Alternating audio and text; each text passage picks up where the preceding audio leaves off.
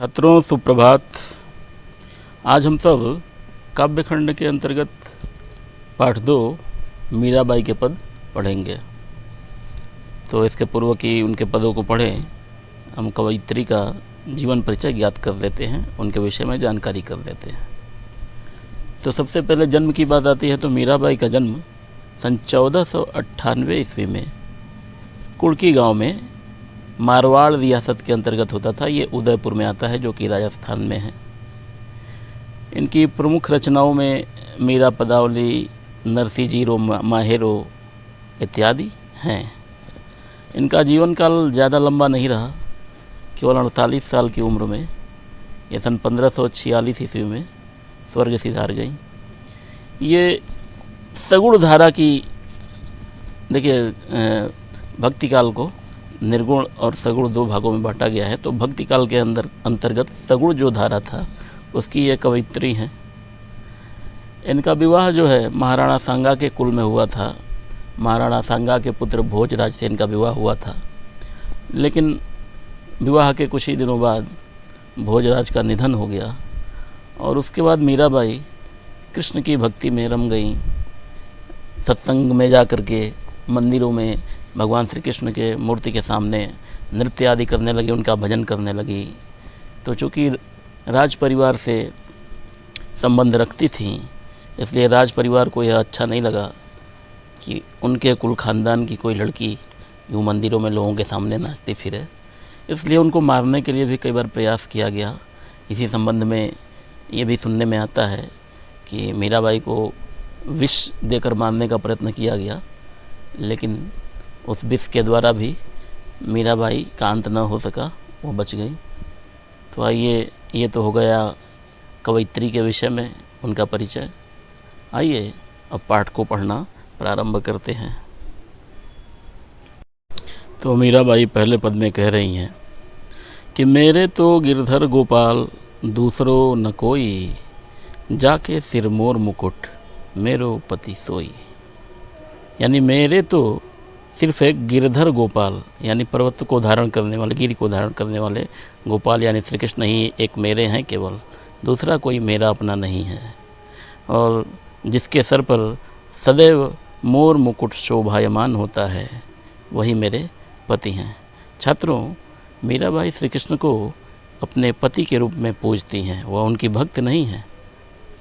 वो अपने आप को श्री कृष्ण का भक्त नहीं समझती हैं। वो समझती हैं कि श्री कृष्ण उनके पति हैं और वो उनकी पत्नी है। तो जिसके सिर पर मोर मुकुट है वही मेरा पति है। छाड़ी दई कुल की कहानी कहा करी है कोई। छाड़ी दई यानी छोड़ दिया है, कुल यानी वंश और कान यानी मर्यादा। वंश की मर्यादा, कुल की मर्यादा का मैंने त्याग कर दिया है।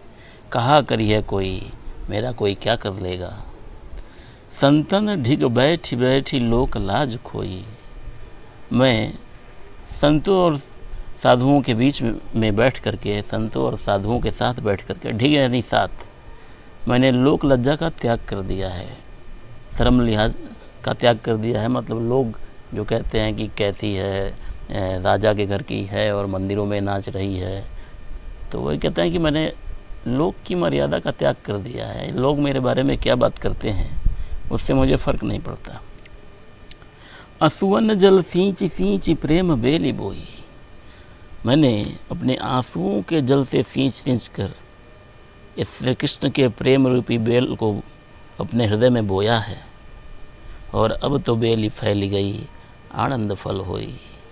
और ये अब यह प्रेम रूपी लता, बेल लता को कहते हैं, तो कहती हैं कि अब यह प्रेम रूपी लता जो है मेरे शरीर में चारों तरफ फैल गई है और अब मुझे यह आनंद दे रही है, आनंद प्रदान कर रही है।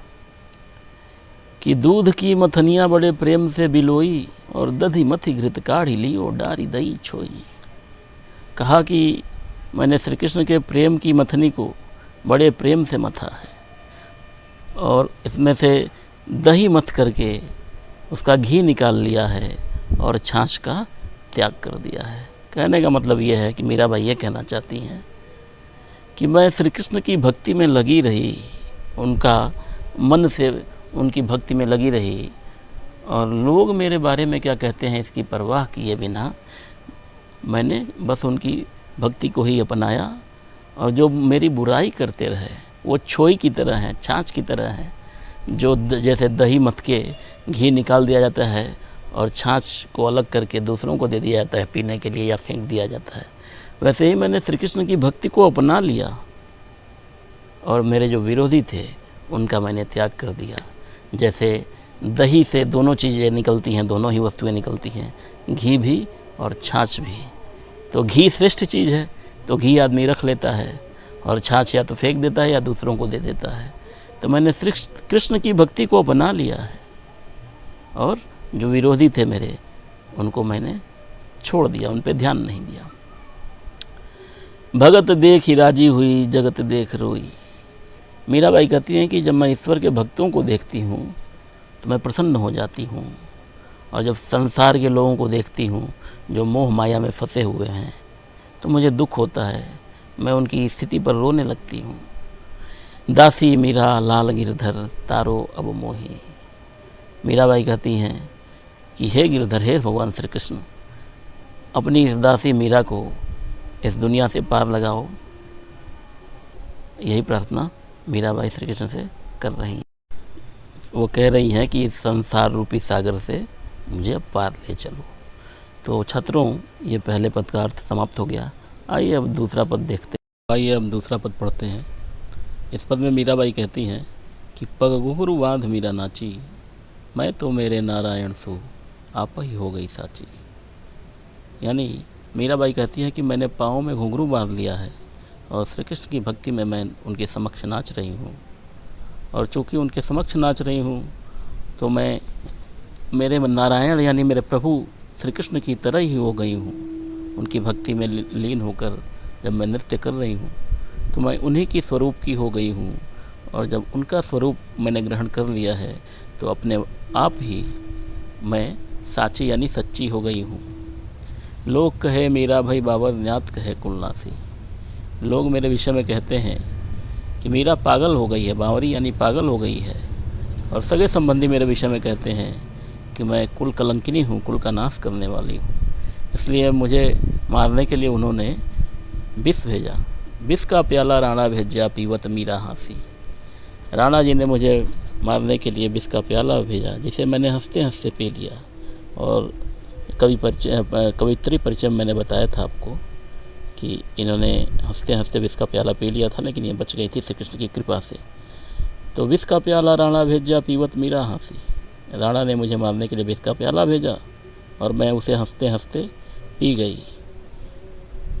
और मीरा के प्रभु गिरधर नागर सहज मिले अविनाशी। मीराबाई कहती है कि मेरे स्वामी वह बुद्धिमान श्री कृष्ण है जो अविनाशी हैं, यानी जिनका कभी नाश नहीं होता, और वो सहज मिले यानी सरलता से आसानी से प्राप्त किए जा सकते हैं। केवल आपका मन सच्चा होना चाहिए। तो छात्रों, ये दूसरा पद भी समाप्त हो गया। आशा है आपको समझ में आया होगा। धन्यवाद।